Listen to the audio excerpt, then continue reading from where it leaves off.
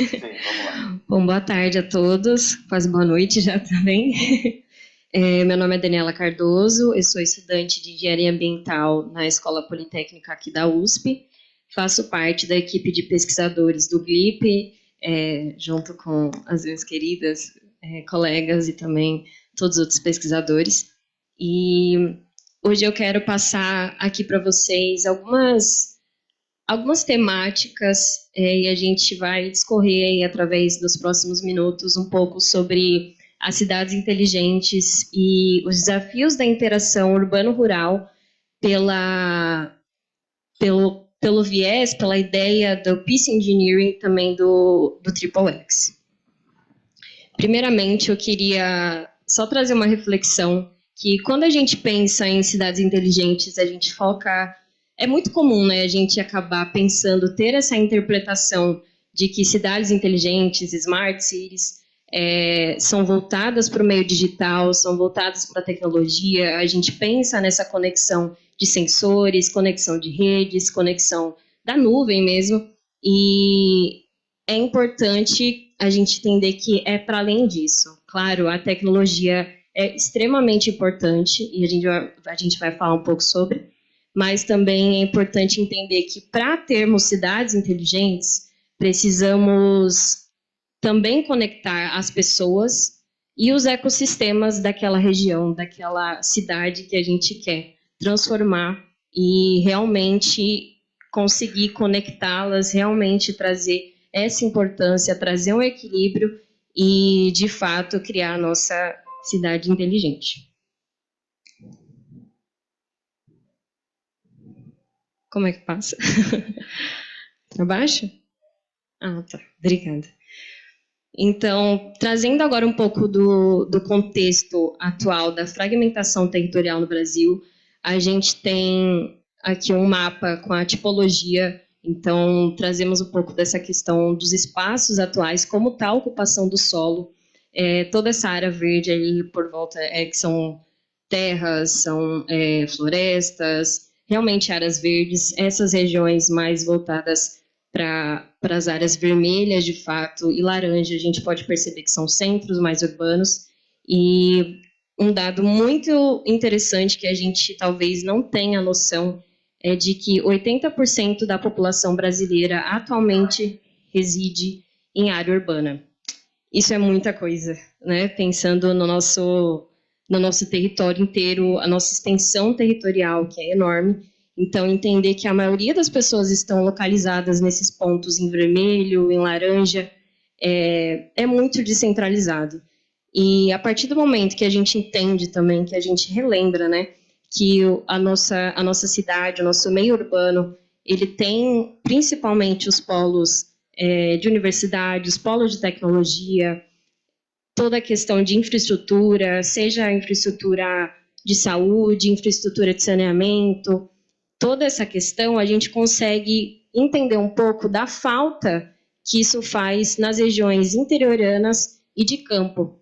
Então, tem um desbalanceamento, uma desigualdade muito alta nessas regiões. Então, é muito comum a gente ouvir dizer que no campo, em regiões mais distantes da área urbana, tem questão de saneamento, tem falta de saneamento, tem falta de serviço, seja serviço público, seja de serviço privado, falta de comércios ou coisas do tipo, que impactam diretamente na vida da população e no avanço também dessa terra, né, dessa área. Claro, a gente também tem a exclusão digital no campo, que também favorece a falta de desenvolvimento tecnológico e falta de especialização, falta de desenvolvimento no geral. Quando a gente consegue perceber isso, fica muito claro a interdependência que o campo e a cidade têm, ou, no caso, também o urbano-rural. Ao ponto que a gente entende que a nossa cidade ela não é do jeito que ela é, sem os recursos do campo, sem os recursos dos serviços ecossistêmicos que a gente tem, tanto o serviço de provisão, que seriam questão de alimentação, questão de água, os serviços de regulação que ajudam a gente a regular nosso clima, que ajudam regular o sistema hídrico, e o lazer também, toda a questão das áreas de preservação, os parques ecológicos. Então, tudo isso que está voltado, não está aqui especialmente no urbano, está no campo, está ao nosso redor. E entender que o campo precisa da gente, da área urbana, para trazer a inovação, a tecnologia e fazer com que a gente consiga impulsionar o desenvolvimento, trazer melhorias, tanto seja para plantio, seja para a infraestrutura do local, seja para serviços. Isso é extremamente importante para a gente conseguir criar uma conexão mais equitária possível e que consiga desenvolver os dois lados. Então, são ganhos, são benefícios para os dois lados, tanto para o urbano quanto para o rural. Então, a necessidade do planejamento integrado e estratégico é essencial nessa questão. Trazendo um pouco para o sentido do Triple Helix e um pouco da engenharia da paz também, que eu vou falar um pouquinho, essa estratégia de integração, ela vai justamente nesse contexto que eu acabei de comentar. Essa questão dos polos tecnológicos que muito provavelmente estão nas áreas urbanas, que estão nas universidades, as empresas que conseguem trazer financiamento para esses projetos, e o governo que auxilia nas políticas públicas, na regulamentação e na regulação disso tudo também, é extremamente necessário para que a gente consiga trazer o fortalecimento da inovação que a gente quer, a colaboração entre os setores públicos e privados e essas políticas públicas efetivas para essa interconexão. Com isso, a gente chega um pouco na engenharia da paz, que é justamente conseguir incluir toda essa questão das oportunidades para todos, né, possivelmente que a gente consegue incluir, essa questão do diálogo, que é impulsionar a comunicação, a colaboração, a questão da sustentabilidade, né, então conseguir promover a responsabilidade ambiental e a resiliência, e, claro, trazer inovação, conseguir encorajar a trazer estratégias criativas para a gente conseguir fazer a resolução de problemas e trazer eficiência para os nossos métodos, para as nossas lavouras, para os nossos campos e melhorar, assim, o nosso plantio também. Trouxe aqui para vocês um caso de Ribeirão Preto, é um caso que eu estou estudando agora no meu TCC, então vou passar por ele rapidamente, tá? Porque tem muita coisa para falar. Mas, basicamente, eu vou trazer um contexto de Ribeirão Preto, acredito que todo mundo aqui conhece um pouco, mas é uma cidade aqui do interior de São Paulo, é uma cidade de médio porte, ela vem crescendo muito nos últimos anos, tanto em questão tecnológica, a gente tem faculdade lá, a gente tem polos de tecnologia muito importantes, temos também muitas empresas que auxiliam também as universidades e as pesquisas a se desenvolverem, a evoluírem, e a gente tem uma coisa muito interessante de Ribeirão Preto, que ela é uma potência muito grande no plantio de cana. Então, vai ficar muito claro agora quando eu mostrar para vocês, mas toda essa área rosa é cana, é plantio de cana, exatamente. Essa parte vermelha fica concentrada na área urbana. Então, em volta dela, toda essa parte de cana, plantio de cana, se eu não me engano, é uma da cidade que mais produz cana no Brasil. Então, assim, é muito extenso mesmo e muito importante a gente conseguir entender a relevância dela, tanto para as questões econômicas, tanto para as questões de exportação, de importação, de transporte, tudo mais, de logística. E, como eu comentei com vocês, a cidade de Ribeirão Preto, o município de Ribeirão Preto, tem os seus polos de tecnologia.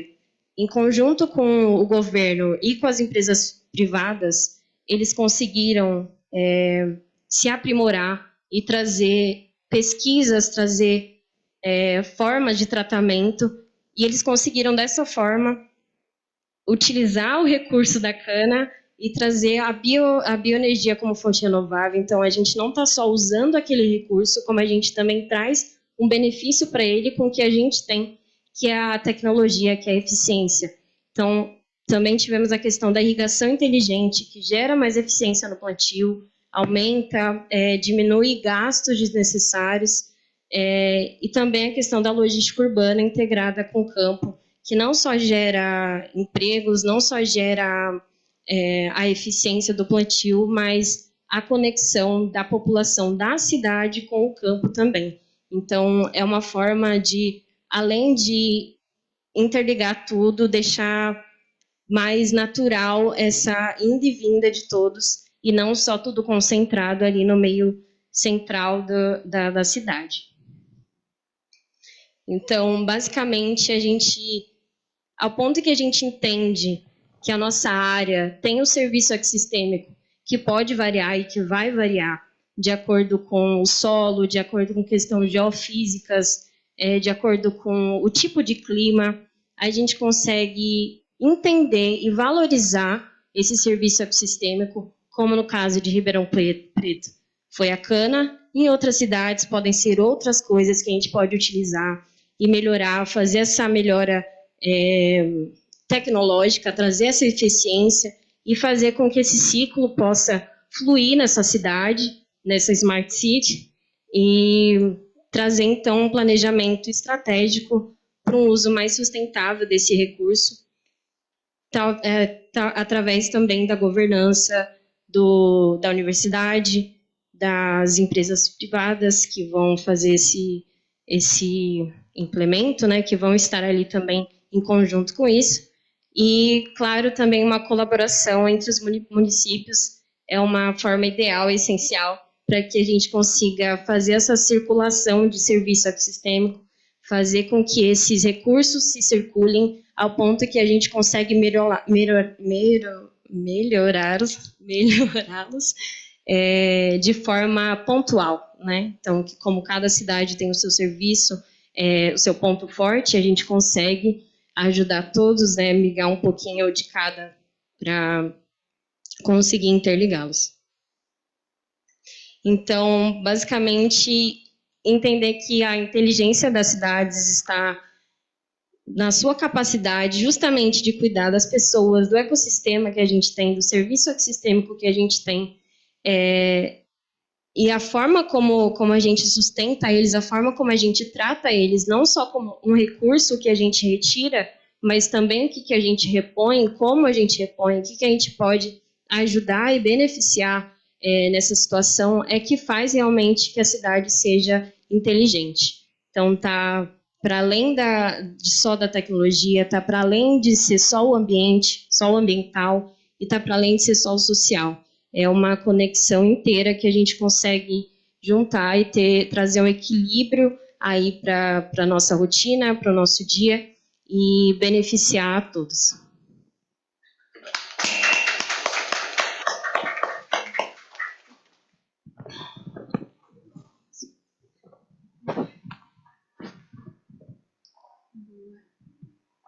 Boa tarde, pessoal.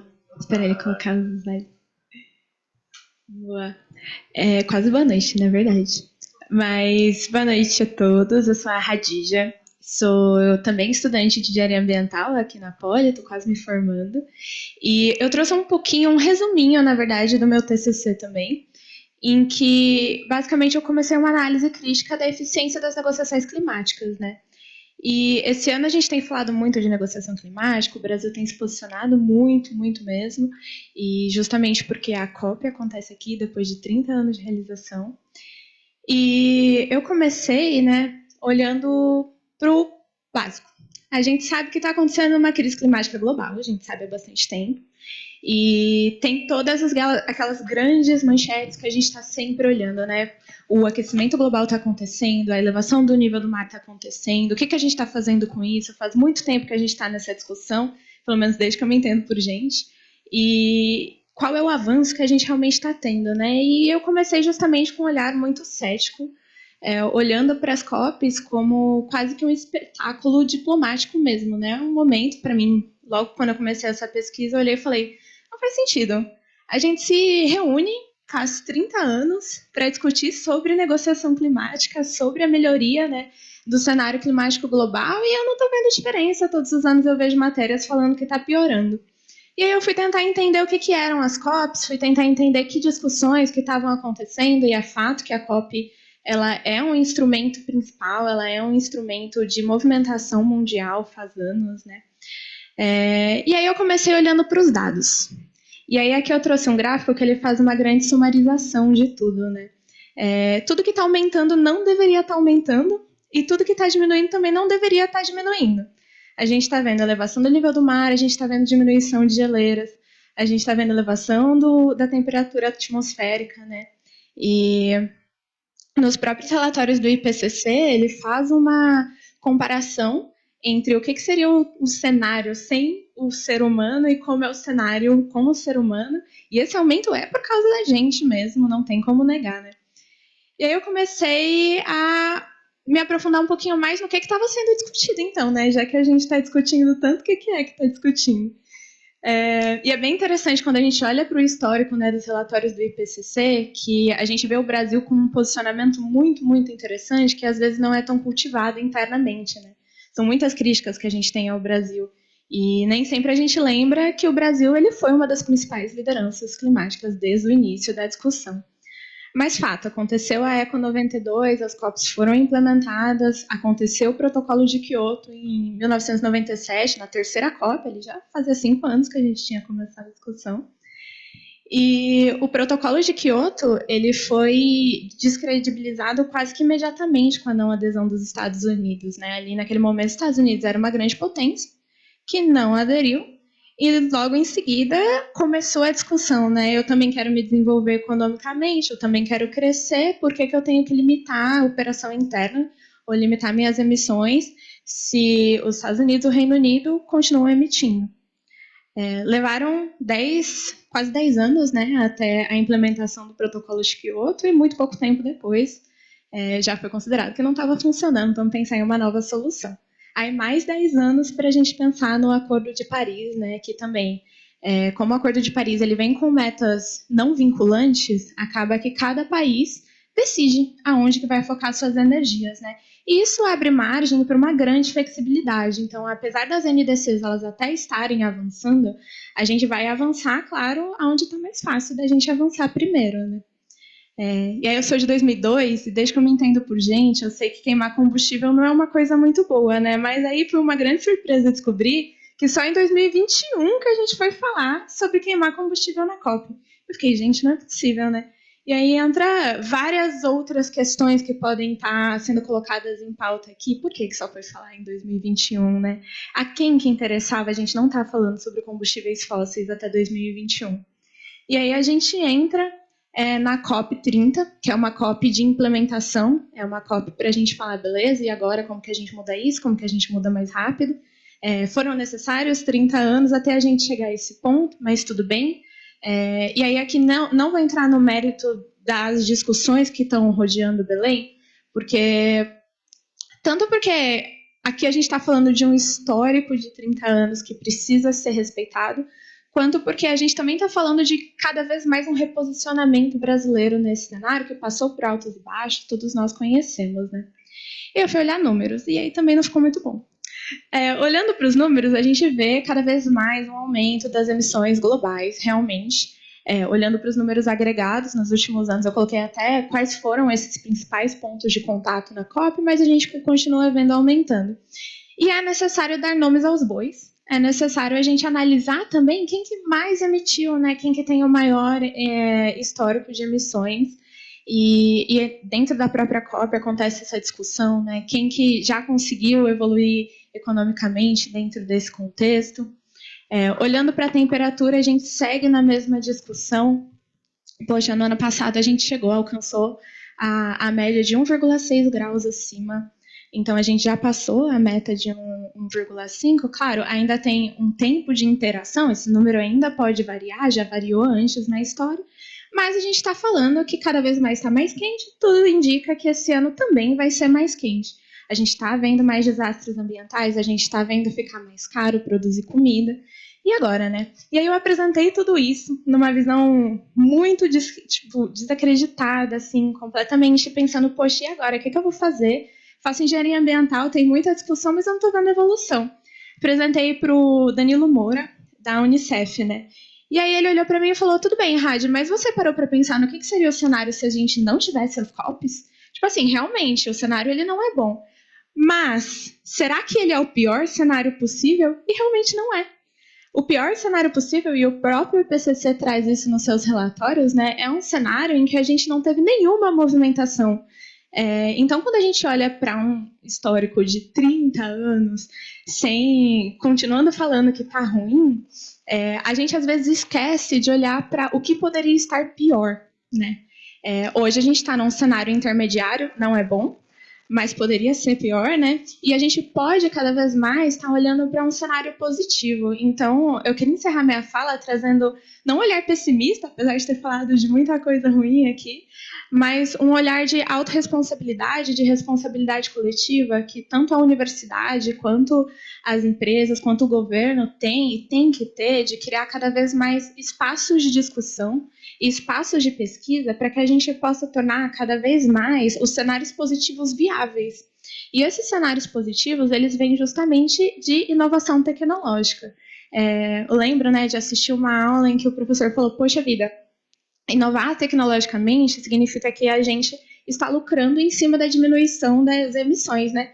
Isso é ruim? Exatamente porque, né, a gente está numa sociedade em que a gente está olhando para isso e cada vez mais a gente vai estar evoluindo, então que a gente evolua para um cenário que seja viável para a gente continuar aqui também. Né? Então, é isso. Muito obrigada pela atenção.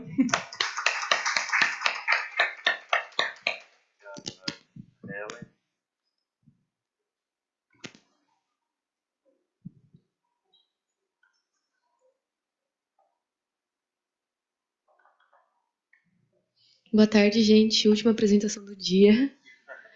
Eu sou Ellen, eu também faço engenharia ambiental na Poli, e o tema da minha pesquisa é modelação hídrica em cenários climáticos e a sua relação com a engenharia da paz. É um pouco mais técnico, assim. Eu tentei deixar a apresentação não muito numérica, porque é basicamente uma simulação numérica que eu fiz. Aqui tem um breve índice da apresentação, então primeiro eu vou introduzir o estudo de caso, que é um reservatório, o modelo que foi utilizado, depois falar o objetivo do trabalho, os dados que foram levantados para fazer a simulação, análise desses dados, definição do projeto, os resultados, uma breve aplicação e discussão e, por último, concluir. Então, introduzindo o estudo de caso, a pesquisa foi feita em uma simulação da estratificação térmica no reservatório de Montargis, que é um reservatório que fica localizado em Portugal, porque eu iniciei essa pesquisa lá, utilizando o modelo CEQAL-W2 em diferentes cenários climáticos. Esse reservatório ele fica localizado na bacia hidrográfica do Rio Tejo e tem uma massa de água de aproximadamente 14,8 km², e ele é classificado como uma massa de água fortemente modificada. Isso significa que, como vocês podem ver ali na imagem de cima, ele tem uma barragem. Então, com a construção dessa barragem, a água ela passa de uma velocidade muito maior por causa do escoamento para uma velocidade muito menor. Então, isso altera totalmente a ecologia do reservatório e a fauna e a flora que estão ali presentes. Aqui tem dois mapas. O primeiro é sobre o uso do solo na bacia. As áreas em verde são áreas naturais, então florestas, e esses tons terrosos são áreas agrícolas, que é o maior uso do reservatório, sem ser o uso natural. O segundo mapa são as principais fontes de poluição, então são descargas diretas, estações de tratamento de águas residuárias e, por último, fossas sépticas coletoras. A simulação ela foi realizada nesse software que se chama CEQAL-W2. Ele é um software muito utilizado em modelação hídrica e o fenômeno estudado no projeto é a estratificação térmica, que essa segunda imagem tenta dar um esquema do que é isso. Então, principalmente nos meses de verão, a radiação térmica e o calor aquecem a superfície da água, só que esse calor ele não aprofunda, não vai para as camadas mais profundas da água. Então, ela fica dividida em camadas por conta da densidade, e isso altera também, por exemplo, o oxigênio que está presente na água. Essa camada mais quente ela é chamada de epilímnio, a de transição de metalímnio e, por último, de epilímnio. Eu estou explicando aqui para vocês porque depois, na conclusão, o fenômeno vai ser esse, o que a gente vai ter que avaliar. Aqui tem um objetivo do trabalho, como eu já falei o tema, e para alcançar esse tema tem esses 4 objetivos, seria representar fisicamente o reservatório, no software que foi utilizado na simulação, preparar os dados meteorológicos e físicos para a simulação entender o que acontece no local, simular a estratificação térmica em dias representativos e avaliar os efeitos dos diferentes cenários climáticos na intensidade e na duração dessa estratificação. Sobre o levantamento de dados, para fazer a simulação, são necessários esses 3 tipos, que seriam os dados batimétricos, são aqueles dados que representam fisicamente o reservatório, então, profundidade, largura das seções, os meteorológicos, que é para entender o clima do local, então a temperatura do ar, precipitação, e de qualidade da água, como, por exemplo, o DBO e os nutrientes. Aqui, então, é o nosso reservatório em planta, ele tem que ser dividido em seções para fazer a simulação. E ele está colorido ali pela profundidade, então essa parte mais em vermelho é onde tem maior profundidade, é ali onde fica localizada a barragem. Os dados meteorológicos eles foram retirados do Sistema Nacional de Informação de Recursos Hídricos de Portugal, do período de 4 de abril de 2023 até um ano depois, que foram esses dados que estão ali listados. Porém, os dados de temperatura do ponto de orvalho e de cobertura de nuvens não tinham consulta pública, então eles foram estimados por essas equações.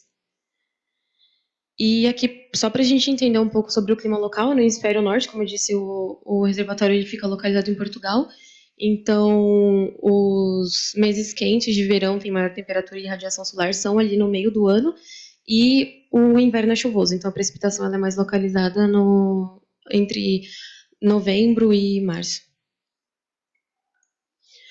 Aqui falando sobre velocidade do vento, eles estão mais para a direção sul, e a cobertura de nuvens também é maior no inverno. Agora, sobre definição dos cenários que vão ser feitos na simulação, eles também foram retirados do IPCC, os cenários socioeconômicos representativos. Então, o primeiro cenário ele é aquele cenário mais sustentável, mais otimista, tem um aquecimento menor, e o último cenário ele é um cenário mais pessimista, baseado em crescimento econômico fóssil. A simulação ela foi feita utilizando os cenários 1, 3 e 5, e esses resultados são avaliados em base na temperatura e na velocidade horizontal da água, nesses 3 dias representativos do ano. Então, o primeiro é no final do verão, o segundo no início do inverno e o último no final do inverno. Aqui estão os resultados. Eu não vou entrar muito em dados numéricos aqui, mas o que é importante a gente tirar desses gráficos é que, à medida que tem esse aumento na temperatura entre os cenários, na temperatura do ar, primeiro esse gráfico aqui de temperatura, então a temperatura da água também aumenta, e nesse dia 360, que é um dia que, a princípio, o lago estaria em mistura completa, não estaria naquela divisão de camadas, com o aumento da temperatura, essa curva ela foi se inclinando, isso significa que o lago ficaria mais tempo estratificado e menos tempo na mistura completa. E aqui, sobre os dados de velocidade, também tem um resultado bem parecido, assim. Então, a velocidade, ela aumenta conforme tem um aumento da temperatura no ar, a velocidade da água aumenta. Isso acaba causando uma alteração na viscosidade da água também, que esses dois resultados trazem algumas consequências climáticas e também do abastecimento público, que são desencadeadas. Então, o aquecimento da água gera essa estratificação mais intensa e duradoura, como a gente viu nos gráficos ali, e se o reservatório passa mais tempo estratificado, ele passa menos tempo na mistura completa. Então, isso gera essa camada da superfície, ela fica mais estável e acaba tendo uma detenção dos nutrientes e do oxigênio nas camadas profundas. Isso colocando muito a longo prazo, assim. Podendo causar um potencial de anóxia no fundo. A anóxia seria zero de oxigênio e também um acúmulo de nutrientes, o que é totalmente prejudicial para a fauna e para a flora da água, e também afeta na qualidade da água e, consequentemente, na gestão da água e no abastecimento público. Então, concluindo, como a gente disse, essas consequências elas são desencadeadas, né? Uma coisa vai levando a outra, E conectando isso um pouco com a engenharia da paz, pode-se dizer que essa gestão eficiente da qualidade da água é uma ferramenta da engenharia para que haja esse bem-estar público, né? Então, é isso, pessoal. Obrigada pela atenção. O vídeo dá para soltar agora?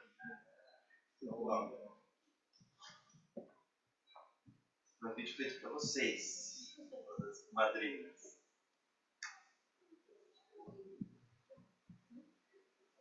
Hello everyone, I'm Nadia Procopio, Global Strategy R&D Executive and Science Ambassador at CP Group, and the godmother of the Adopta Student Project. I'm also a health coach for women, and I deeply believe in the power of awareness, motivation, and well-being as drivers of personal and professional growth.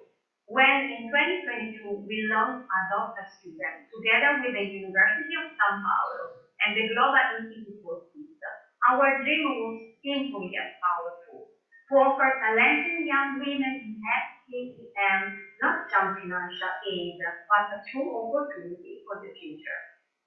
Today, I can proudly say that this dream is becoming a reality. Thanks to the support of CP Group, four extraordinary students are successfully continuing their academic journey, enriched by international experiences in Mexico, Spain, and Italy too. These experiences are helping them grow not only professionally, but also as self-aware, independent women capable of leading change. One of the participants has already completed her academic journey and is now part of our team at CP Brazil as a project engineering, a tangible example of how talent, commitment, and mutual trust can turn an opportunity into a true story of growth. Adopt a Student is not just a scholarship, it's a bridge between talent and opportunity, between dreams and the real results. It shows that diversity drives innovation and that the future of science and technology will only be the truly sustainable if it includes women. And to you, young women in STEM, I want to say this. Never be afraid to be curious, to make mistakes, to shine.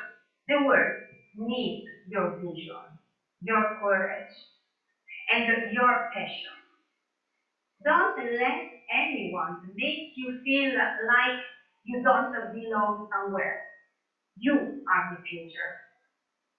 As the godmother of this project, and as a woman, I believe that passion is the purest form of intelligence.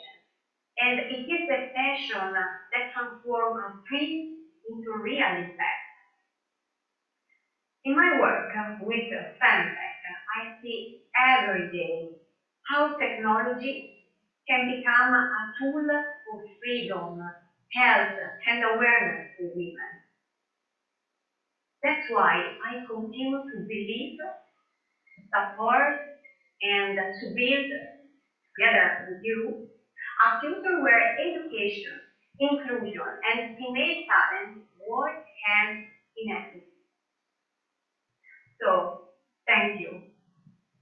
Thank you and congratulations to all our students. You are the living example of what can happen when courage meets opportunity.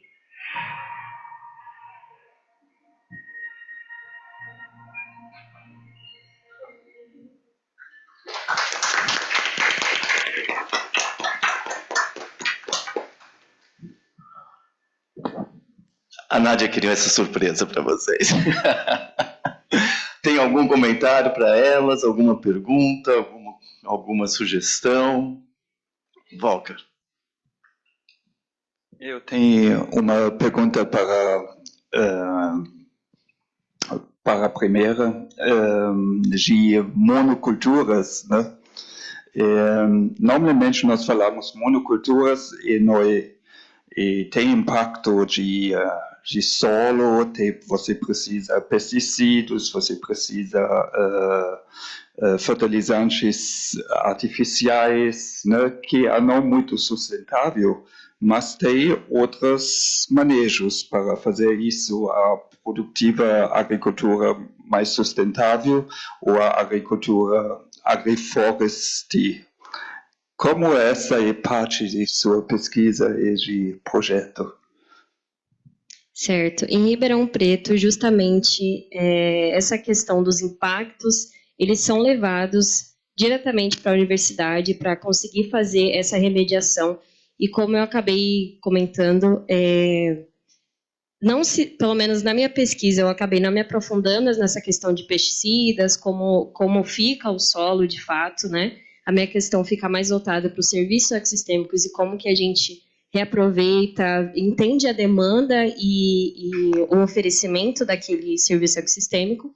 E dentro da forma como ele é entregue para a população, né, depois da sua produção, é feita essa questão de o que a gente pode utilizar depois, como a gente pode remediar toda essa questão do solo. Então, aquelas áreas ali que eu mostrei para vocês em rosa, eram áreas da produção de cana e são terras que são irrigáveis de forma contínua.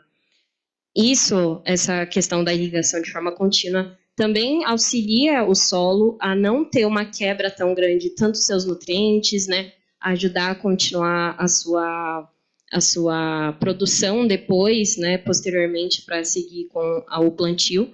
Então, acho que essas formas auxiliam já um pouco essas questões ambientais que a produção da cana pode causar, e também essa questão de gerar bioenergia através da produção da cana, também é outra forma da gente conseguir, posteriormente, depois, só que nesse caso é o pós-produto, né, a gente consegue trazer isso de uma forma mais sustentável.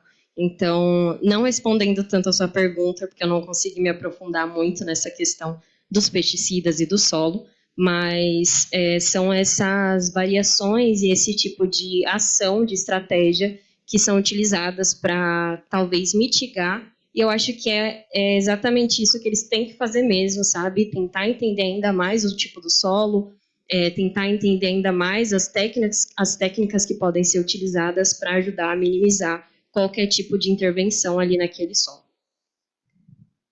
Obrigado. Fazer um comentário rápido entre nós. Nós somos de uma época que talvez começamos a fazer apresentação com slide ainda, né, com as diapositivas e tudo. E aí tivemos os vários slides apresentados hoje, né? Elas que já nasceram digitais, um slide mais bonito que o outro, né? Que é natural dessa evolução, né? E de alguma forma a apresentação se torna até mais cativante. Então falar de coisas difíceis de uma forma mais bela às vezes envolve até mais. Vocês são de muitos parabéns. Mas essa é uma busca do GLIP, não é, Young Ladies? A gente bate muito nesse martelo. Mais alguém? Você. Primeiramente, parabéns por todas as apresentações. Tenho uma pergunta para a Hadi. Nos últimos anos, as últimas 3 COPs que a gente teve foram Egito, depois Dubai, né? E a última em Baku, Azerbaijão. E agora a gente está vindo para o Brasil, sediada em Belém, tipo, no meio da Amazônia. O Brasil, que é um país, 90% da sua matriz elétrica renovável, muito conhecido pelos biocombustíveis também.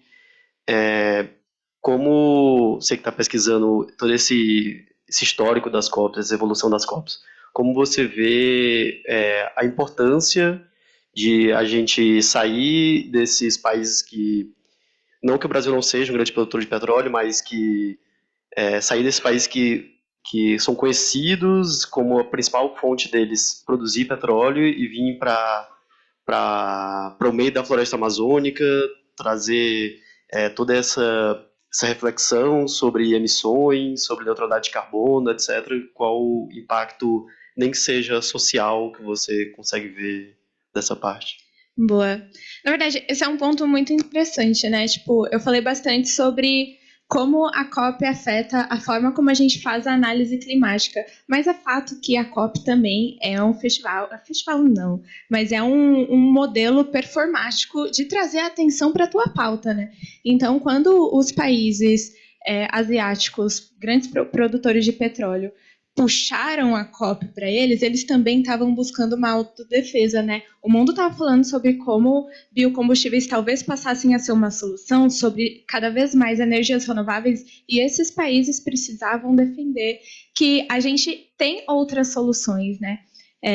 Não é como se a gente pudesse ter a opção de amanhã falar acabou o petróleo, não vamos mais usar petróleo. A gente não tem essa opção. Hoje a gente depende dele também. Mas como a gente pode usar esse petróleo da melhor forma, né? E aí quando o Brasil traz a COP para cá, a mesma coisa. A gente precisava mostrar o valor da nossa floresta, a gente precisava mostrar como a nossa nação também tem soluções interessantes, e trazer esse cenário político para cá também é atrair, querendo ou não, cada vez mais investimento, cada vez mais necessidade, cada vez mais atenção do mundo. E isso acaba sendo, enfim, uma estratégia, né, da gente também estar crescendo. E é justamente o que a gente viu esse ano, né? O Brasil se posicionando em cada uma das pautas que ele pôde se posicionar. Não vejo isso como errado de forma alguma. Obrigado, Raty. Mais algum comentário? Queria perguntar, uma pergunta final para a Helen, como é que você viu o desafio de fazer essa pesquisa binacional? Quer dizer, você passou uma parte da sua pesquisa em curto tempo, né? Porque quando a gente está no doutorado, você tem mais tempo, em curto tempo, parte em Portugal, parte no Brasil. Como é que foi esse desafio e como que você fez para superar?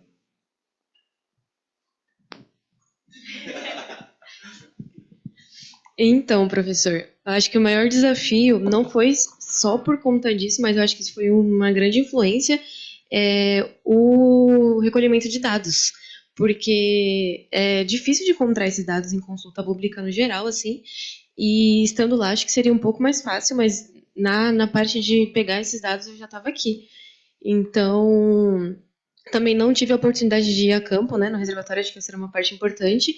E outra coisa também é por conta das diferenças dos climas entre as regiões, né? As pessoas aqui estão mais interessadas em saber sobre o clima tropical, mas eu tentei convencer, pelo menos na minha pesquisa, de que isso era importante para qualquer parte que a gente queira estudar sobre a qualidade da água, porque se acontece lá, não é que não vai acontecer aqui, é só que o verão lá acontece em época diferente daqui, sabe? Mas as consequências são as mesmas. Vamos ver aqui se a gente tem mais alguma.